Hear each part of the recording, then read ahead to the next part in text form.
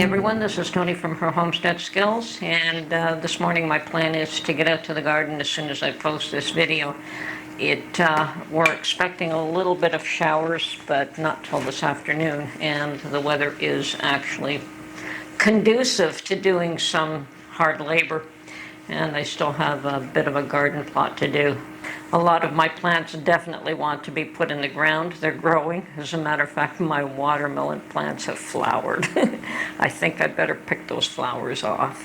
I'm not sure. I'm going to check on that because I've never grown watermelon in the past, but they're about 6 inches tall, and they've started to flower, which just, wow. But I think it's going to be at least another three weeks before I can put them in the ground. So I'm going to be very cautious there and pick the flowers off. I'm sure we'll get more. Now, I also can start my little onion starts, and that's what I plan to do today beyond turning the soil. And I've noticed that some of these are putting out shoots and some are putting out roots. So I don't know if just having them in this plastic bag has encouraged that. As you can see, this one has roots, and there's a few like that, and then there's others that are just trying to grow, and these can go in the ground right now. As a matter of fact, in zone 5 where I am, they can go in the ground as soon as the soil can be worked. So they've definitely grown since I bought them. And I don't know if keeping them in the plastic bag was the wrong thing to do, but I've only had them for approximately a week. So I'll get them out of that bag and into the ground today, hopefully. Anyway, yes, we have lots to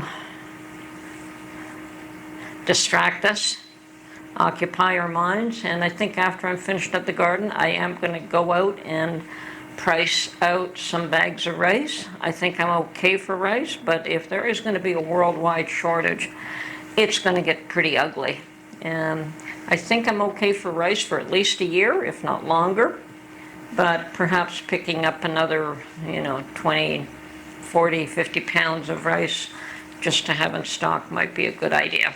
It's one of those foods that is a staple and lasts forever. So, and I'm talking about white rice, I'm not talking about brown rice. So, white rice is all we've ever used. I understand brown rice is, some people think it's better, but it does not store. So, and I'm looking for something that I can store long term at this point. We do have, as I mentioned before, situations where people are going in groups and robbing stores blind, and of course the effect of that is for the stores to shut down. If the society does not prevent that sort of activity from occurring, which seems to be the case, they seem to be not only allowing it, they seem almost to be encouraging it. So of course the effect is going to be that these stores will shut down, and who suffers? It's always the innocent that suffer. The poor folks that go there to shop on a regular basis, that don't have anything else close by or don't have another means of going for certain goods, are the ones that are going to suffer from that. And that's a real crying shame. But wonder if that will be a lesson learned to some of these brats that need, at very least, to have their wrists slapped. So, but action, reaction. It's going to happen. And if they don't smarten up, you're going to see a lot more of that. You're going to see retail just behind bars, which is pretty sad. Now, as I said this morning, I do intend to get out to the garden to see what I can do. Some of these little pepper seeds that I started not too long ago in paper towel, and just planted in little pots, and it was just basically that they had germinated. They had really no growth to them whatsoever, are all putting out their first leaves now. I have at least 15 to 20 of them that have put out their first leaves, so they're doing good. And they should be a reasonable size by the time I put them in the ground. Now my tomato plants. my cherry tomato plants, and they are a plant that grows, well, they're a grape tomato rather than a cherry tomato, but they do grow very long, very tall, and perhaps I did start those early, but I do have a second batch that I can put in pots and separate now, just in case those ones have a hard time waiting until I can get them in the ground in a couple of weeks from now. And of course, with tomato plants, you can bend the stem over and plant a lot more of the stem in the ground, and the stem will root. You can do that with peppers, you can do that with tomatoes.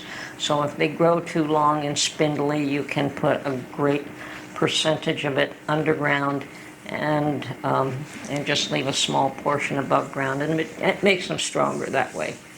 But a lot of my plants still need to be hardened off before they go outside, but it's still too cold. I suspect probably the 1st of May, I should be able to put them outside to harden them off for a couple of hours a day for about a week or so before they go into the ground. So that is my next stage. I keep hearing that it's still going to be another bad year for unemployment. I don't expect that to change, and perhaps another bad year for housing. Apparently housing in my area is still going up in price. Hard to believe, but it's still happening, and it's already through the roof as it is. So in my last video, I commented on the possibility of a panic run to grocery stores and how easily just a spark can set it off. Part of why I'm quite focused on that, and I do keep an eye on that, I do go shopping quite often, you know, just for small amounts each time. I don't buy in bulk. So I do go shopping on a regular basis, and I keep my eye on what's going on in the stores. And part of the reason that this whole run on grocery stores interests me is that I was actually in the thick of one.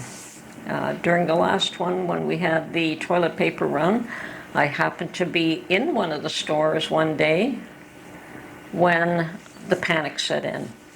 And I mean, I was just going to do regular pickup, a couple of things that I needed, and I was amazed at what I saw. And it was literally, the store was jammed full of people, and everyone was panicking and buying everything that they could. So I've seen it happen. It was still orderly, but it was panicky. It was completely full. The shelves were being stripped. Carts were full, and people were just picking up anything that they could. So I've seen that happen, and then of course for months later you had shelves that had difficulty being replenished, even though they tried to ease people's minds that yes, there would be produce, and you know, over time, little by little, I mean, if you couldn't get one item, one brand, you could still get another. But now it's back to full shelves. Now it's back to you can get just about anything you want, no issues at all. But you know what, with kids running rampant, thieving, and stores shutting down, that's another aspect that I didn't expect, but it's happening. I also had a poster mention that they lost $600 worth of groceries from somebody coming out of the store and just stealing their cart. People are desperate. And that would be a pretty scary situation for me. I don't know what I would do. In Canada, we don't have the right to carry at all. Nobody does. Nobody. You do have the right of self-defense, but so far we don't really see any. I have not seen anything really bad here yet. Do I expect it? Yeah, I do. I do. The more desperate people get, the worse it's going to get. And yes, so far we've just had I guess the worst news that we've had so far was that some of the older people have gone to a food bank in Mississauga asking how they could apply for assisted death because they were too poor to live. You know, that is a pathetic comment on the leaders of our country. And in Canada, yes, you do have street people, but it is too cold. So you don't have the buildup like you do in the warmer states in the US, where you have tent cities that go up for years and years and years. It's just not possible here, which is a good thing in one sense. We all know that leaders are pretty tone deaf. The stupidest thing that I've heard out of the US, and I'm sure most of you have heard it by now, and I heard it on the news yesterday, is how they are trying to assist people that cannot afford to buy homes by penalizing those that can. Now, they are really trying to turn the world upside down. I don't know if the banks are going to find ways around that. Lending institutions don't exist to provide charity. They exist to provide a service, and for that service they expect a return. They have their own bills to pay. They have their own people that they have to pay wages to, and buildings that they have to pay rent to or mortgage themselves. It's not a charity. And it seems as though the only place that can be charitable are governments, and they're doing it with your money, not their own. So, yeah, pretty sad state of affairs. Anyway, the more time goes on, the stranger the world seems to get, but I don't know if that's ever been any different. I think that our grandparents probably thought the world was becoming very strange compared to what they grew up with. But the times are changing, and they're changing quickly. I think a couple of hundred years ago, they didn't. They changed very, very, very slowly. And it seems now every 20 or 30 years or so, that change is just speeding up and becoming almost too difficult for most people to adapt to. You know, the change is just too quick and too fast. And I think our children are going to have a harder time of it because the changes will be even more drastic than what we are seeing. I, as an older individual, do remember when the first television sets were introduced in homes. I was just a very small child when, okay, we didn't come from wealth, so we weren't the first people to get television sets, but I could remember when the first one entered our home. And now everyone has their own personal communication device, and they can get any news and any information that they want.